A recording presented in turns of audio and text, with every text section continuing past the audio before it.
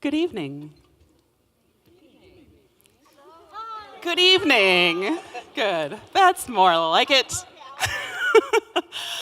I'm Christa Wessel, and I'm the morning host at All Classical Portland, which you guys listen to 24 hours a day, right?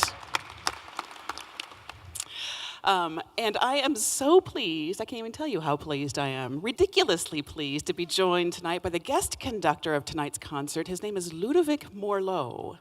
A very good evening, everyone. It's just pleasure being here. Pleasure. Now, Ludovic is the music director and conductor of the Seattle Symphony and has been for six years? I'm now in my sixth season, yeah. Sixth season. You have been on this stage once before, but not in front of our Oregon Symphony, right? It's true. It's my debut with the Oregon Symphony, and which I'm really thrilled about, especially bringing some French music and sharing this with you all. But yes, we were here with Seattle Symphony about 3 years ago in actually preparation to our trip to Carnegie Hall, which I know the Oregon Symphony had a very successful one also just prior to this, I think 4 or 5 years ago already now. And so it was a wonderful experience to be able to share a commission with the Portland audience that we had done in Seattle by John Luther Adams called Become Ocean, that finished winning a Pulitzer Prize and winning us a Grammy, which has been a beautiful story for us. So. Yeah, that was an amazing experience. I was one of the lucky folks sitting way up there in the balcony listening to that mesmerizing work by John Luther Adams, commissioned Pulitzer, Grammy. Yeah, there's some exciting stuff going on at the Seattle Symphony. Yes, indeed. And I remember also we performed La Mer, Debussy when we were here, and a piece by Varese called Désert. So it was an adventurous night for sure. It was. So this is your sixth season at Seattle, and by all accounts, the things that I'm hearing, you're doing some really adventuresome programming there. I mean, commissioning for one, but also some interesting series where you're thinking outside the box. Can you talk a little bit about what's going on at the Seattle Symphony for those of us who don't get up there very often? Well, I mean, the philosophy, the vision is very simple, is that I believe everybody has a right to experience live symphonic music.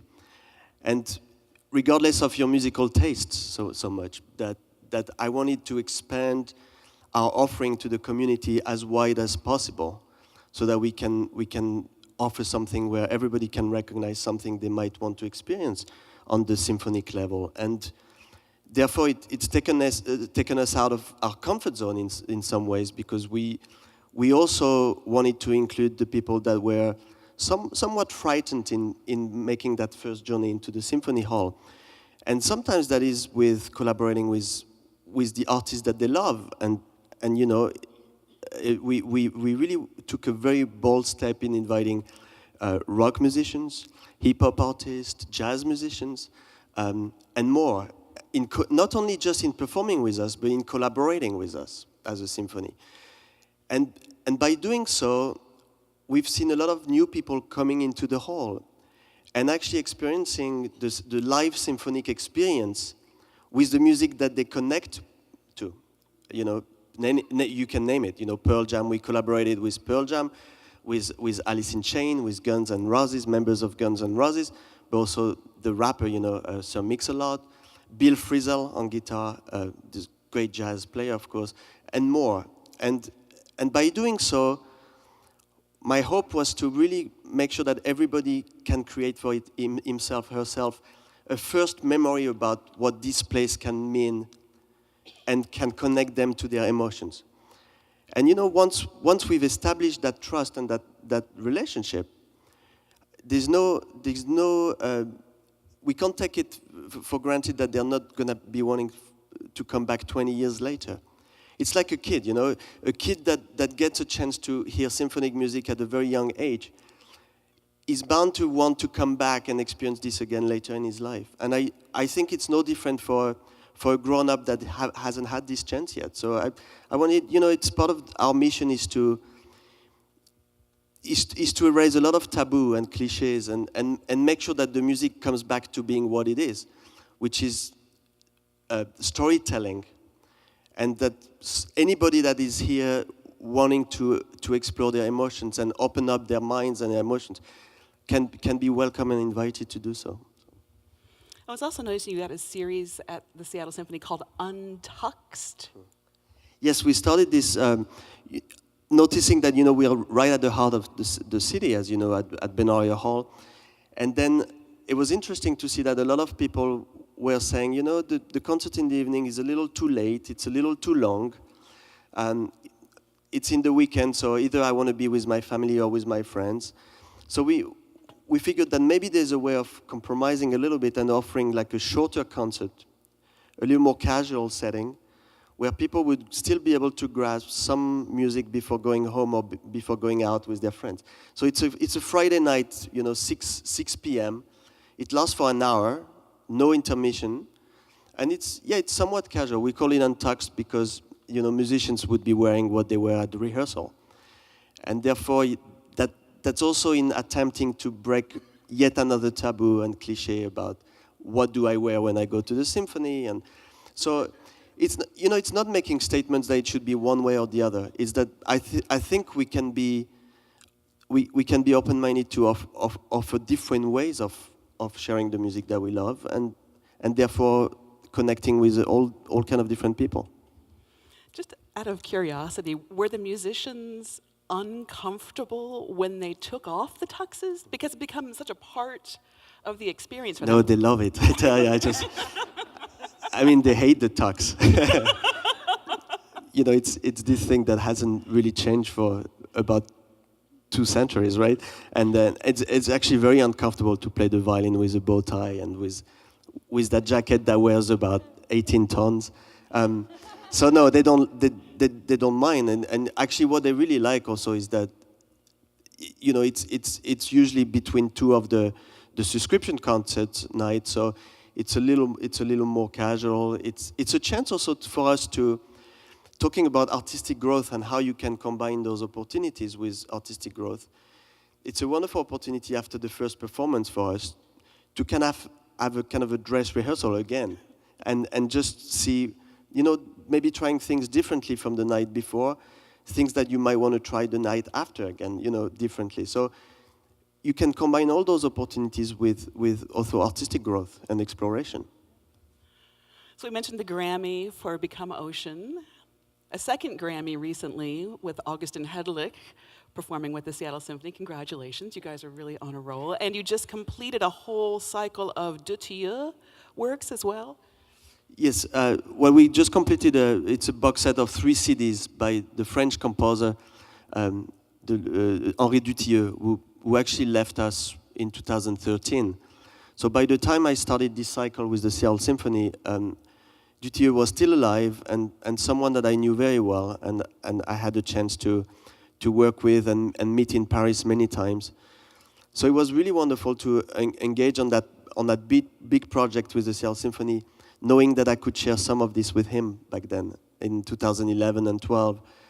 He was too frail to travel, but he usually would travel a lot, and he loved America. He had this very special relationship with the Boston Symphony, who commissioned many of his works. If you're not familiar with his music, Dutilleux really was the wonderful follow-up of great French symphonic tradition. So think of Debussy, think of Chausson that you're gonna hear tonight. The symphony, Roussel, all those wonderful composers that lived in the turn of the 20th century in Paris, and Debussy was Dutilleux was this wonderful continuation of that French tradition. Well, I'm so glad in everything you're doing in Seattle, you found time to come visit us. It sounds like you're incredibly busy up there, so thank you. No, look, it's usually we travel like thousands of miles to share some music. It's so nice to be able to actually jump in the car and just be back and forth. Okay, good. So no, it's something that I've been contemplating for a long time. We've had Maestro Kalmar with us, not too long ago, about two seasons ago in Seattle to conduct a beautiful Beethoven 9th Symphony. And, it's very important to me to commit to what I feel a family of orchestras that fight the same battle in a way. I think all on the West Coast, orchestras, we have this kind of same attitude towards challenging programming, adventurous programming, not necessarily adventurous, challenging, but adventurous programming, trying to be really open about what our mission is. And I think I see this here. I see this in Los Angeles, in San Francisco, but also in Portland and Vancouver and other places. And I see we should be just a big family. That's how I say it. Oh, I like it. Yeah, that hurts me. I want to applaud. You can go for you. Well, and look, I mean, I don't know if some of you were of that trip, but you know, we also welcomed the Oregon Symphony as part of a short tour they did. I think you went on to play in Vancouver as well. But you know, this is always a real pleasure to welcome the Oregon Symphony in our beautiful hall as well. And I know, you know, this is really a privilege that we have in Seattle, having this beautiful instrument as the concert hall that we have, in which we can make music every day, and that, you know, the more we can share it with the like of orchestras like yours, the more happy we are. Well, you mentioned telling stories, and you mentioned adventuresome programming, and I want to tie those two threads together and talk a little bit about the program tonight, which on the face of it doesn't look that adventuresome. It's very French, it's very lovely, but for instance, the very first piece in the program, this little Debussy, has never been performed by the Oregon Symphony before, ever. So it'll be new to so many ears. Can you tell a little bit about this piece? Well, I started studying a little bit of the Debussy catalog again, because next year, in 2018, we are celebrating the 100th anniversary of Debussy's death. And of course, I was contemplating in my programming in Seattle what I could do to, you know, as an homage to this beautiful music. And I felt that it's fun to do La Mer again, to do L'après-midi d'un faune, you know, the afternoon of a faune, do the nocturnes, do so many of the music of Debussy that we love. And there's nothing wrong with that, but I started to feel, well, there must be a whole range of pieces that we still have to kind of share and put in front of the audience.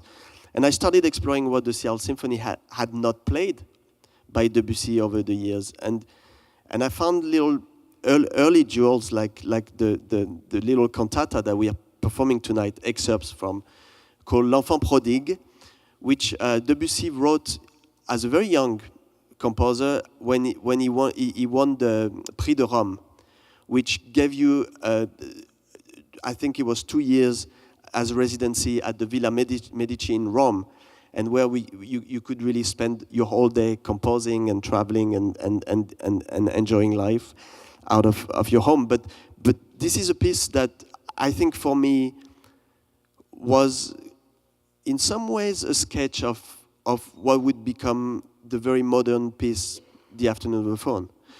And you'll hear already in this piece tonight a beautiful solo flute solo that already kind of invites the Afternoon of the Faun. And harmonically also, it's very simple, but it touches on pentatonic scales already, so this kind of idea of the Far East, exoticism, and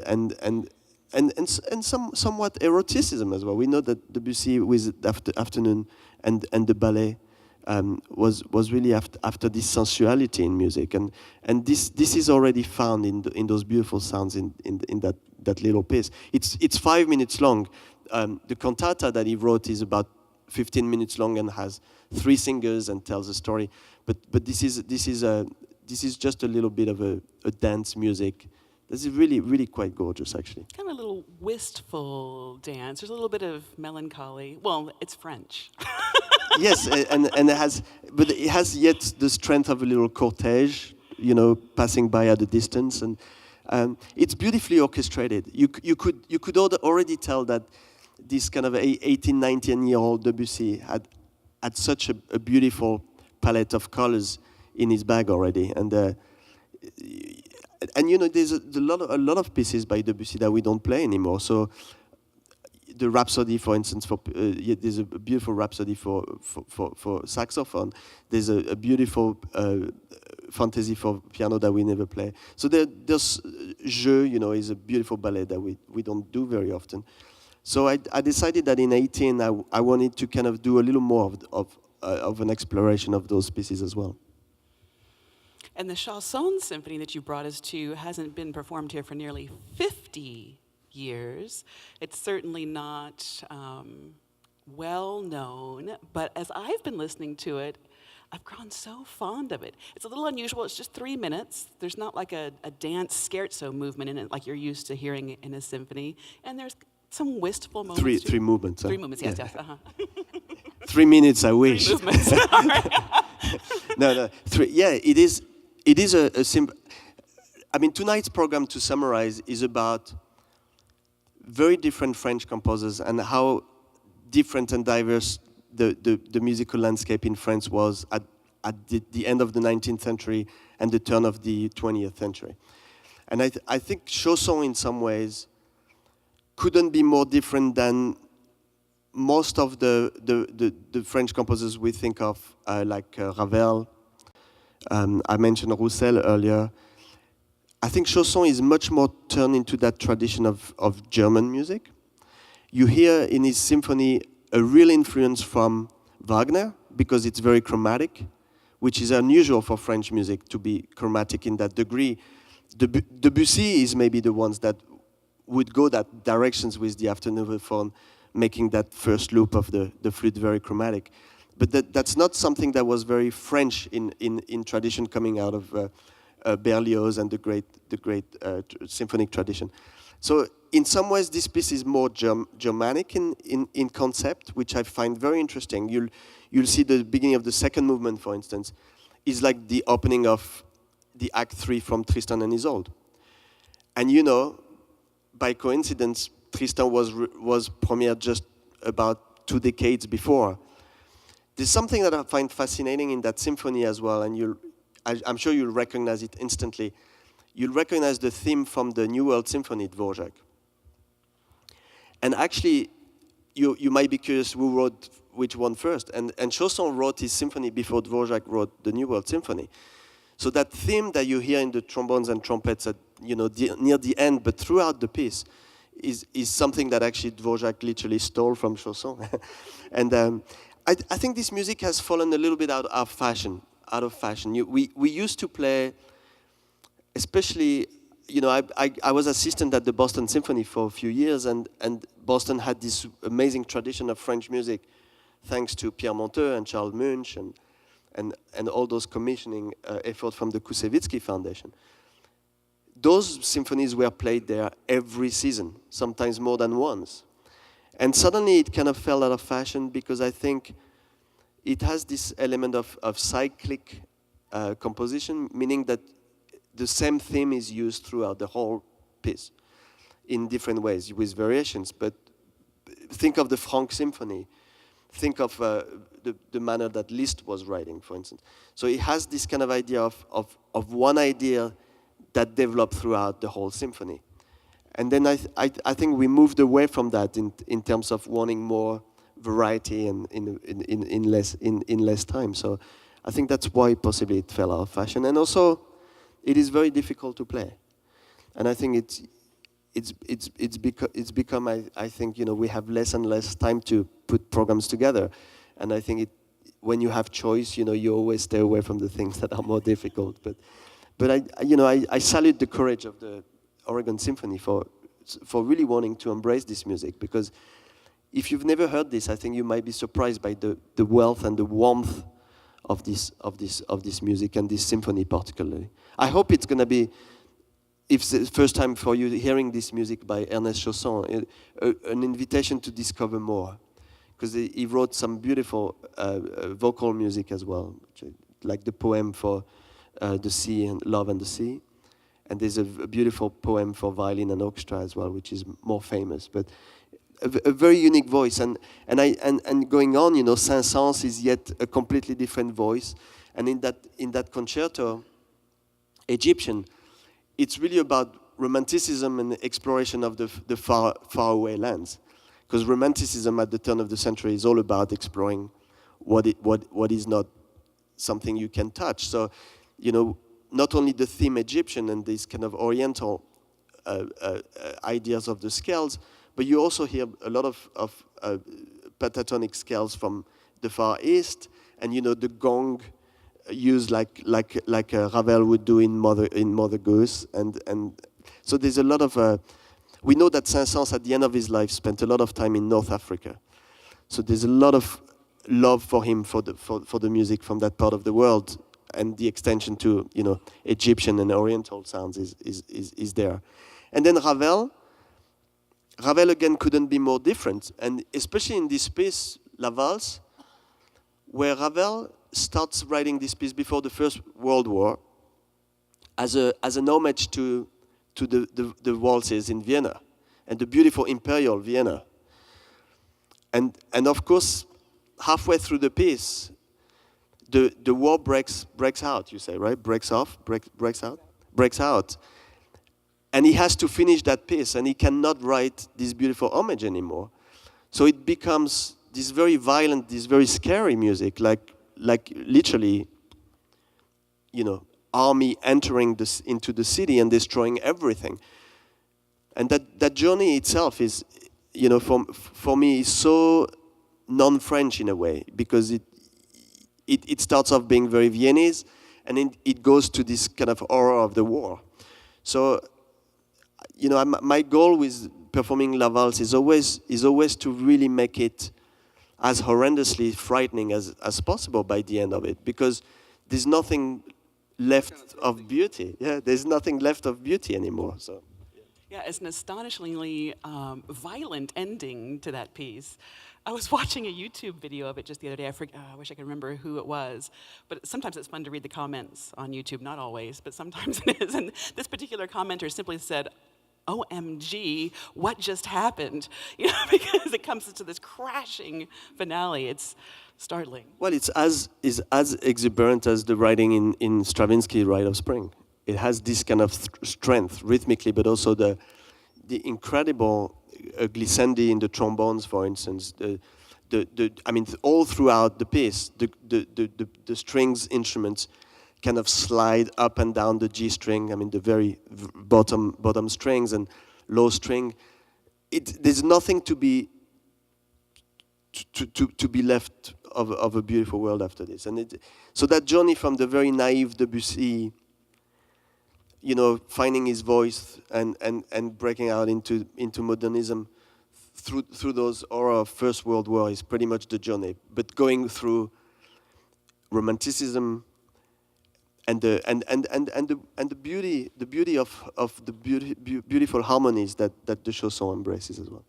I'm glad you mentioned that, because the first half of the program seems very quiet to me in some way. And in fact, the chanson ends not with a bang, but kind of a whimper. And then I'm sure afterwards you'll all go out for your glass of wine at intermission and think, well, that was not climactic at all.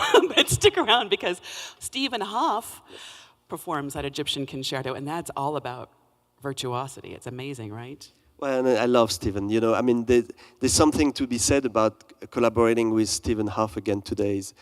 We performed this piece when I was quite young, 11 years ago in Boston. It was my first subscription concert with the Boston Symphony, and we played that piece together. And I also understand, talking to Maestro Kalmar this week, that I believe this is the piece that they both did here with the Oregon Symphony before Carlos actually took the position as music director here. Must be something like 15 years ago. So there's something really quite funny about Stephen coming and playing the Egyptian concerto here. You mentioned Boston a couple times. Can we dive in a little bit to your experience before coming to Seattle to be their music director? You came directly from Boston, where you worked with James Levine, Seiji Ozawa, is that right? I didn't come right straight from Boston. I went back to Europe after my 3 years as assistant to the Boston Symphony, under James Levine, indeed. My relationship with Boston Symphony goes back a little before that, because I was a student of Seiji Ozawa at Tanglewood, which is the summer home of the Boston Symphony, as you know, in 2001. And so I had served kind of as a cover conductor for Seiji Ozawa for a few years, and then became assistant to James Levine in 2004. And in 2007, I decided to go back to Europe and started doing a lot of guest conducting for 3 years, and then was appointed at the Opera House as music director of La Monnaie Opera House in Brussels, and at the same time took on the position in Seattle. So I had a little bit of a commute for a little while. So Brussels to Seattle. Brussels to Seattle. But this is my journey after Boston. I went back to Europe a little bit. And obviously, you're French. Born and raised. Yes, born and raised, but I always wanted to escape in some ways as a young man, because I always believed that I was very curious. I love traveling, but I also, as an artist, as a young artist, I felt I would be more successful in finding my voice by really be exposed to as many different voices and mentorship as I could. So when I was age 18, I decided to not pursue my studies at the Paris Conservatoire like most of my friends would do. So I left and went to study in Montreal. Studied the violin at the time. I was doing a master for violin performance, and then after this, I spent some of the summers in the States conducting a little bit. So that's where I started having the bug for conducting. But I always early on I've had this appetite for traveling and meeting people from different horizons, because ultimately you, as a conductor especially, is no different than as a writer or as a composer.